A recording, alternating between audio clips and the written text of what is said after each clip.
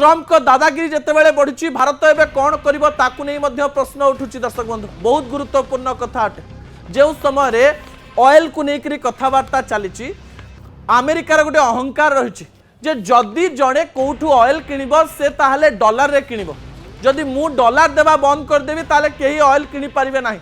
Venezuela किंतु challenge कला से ईरान रो सीधा सड़क भाव में तांको मनी रे ऑयल किनिला सीधा सड़क भाव में आम जदि कहबा चाइना मध्य वेनेजुएला ठारो निजर टंकार ही से तेल किनिला एवं वेनेजुएला रू अनेक राष्ट्र को डॉलर रे नुहे अन्य टंकार अन्य रूपी रे सीधा सड़क भाव में तेल किणागला।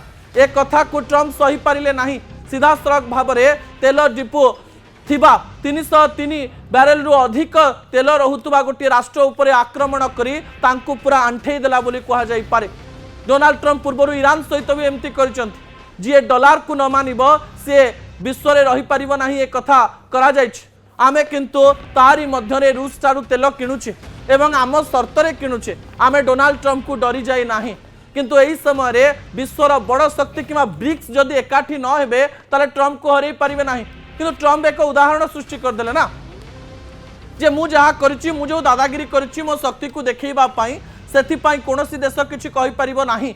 रूस एवं चाइना एक कथा को सीधा सड़क भाव में भूल बोली कहले नाटो राष्ट्र किंतु या भूल बोली कही नाही। अनेक राष्ट्र चुप रहिबा सहित भारत मध्य निजर मंतव्य एबे पर्यंत दबाकू ठीक मणी नाही।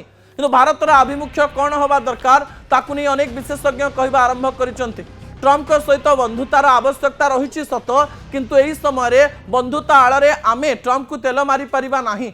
आम पाखरे रूस रही चाइना रूस एवं इंडिया जदि सतरे भल मात्रा रे मिसी जाती ताले ट्रम्प कर शक्ति किछि रहिबो नाही एवं एही समय बड़ शक्ति को एकाठी हवा पई पड़िबो नचेत ट्रम्प कर मनमानी परे पुतिन मध्य मनमानी करिवे तापरे सी जिनपिंग मध्य मनमानी करिवे भारत उपरे मध्य अनेक प्रकार कार्य हेई पारे सेपटे पाकिस्तान एपटे बांग्लादेश मध्य विरोधी हवा आरंभ कलानी।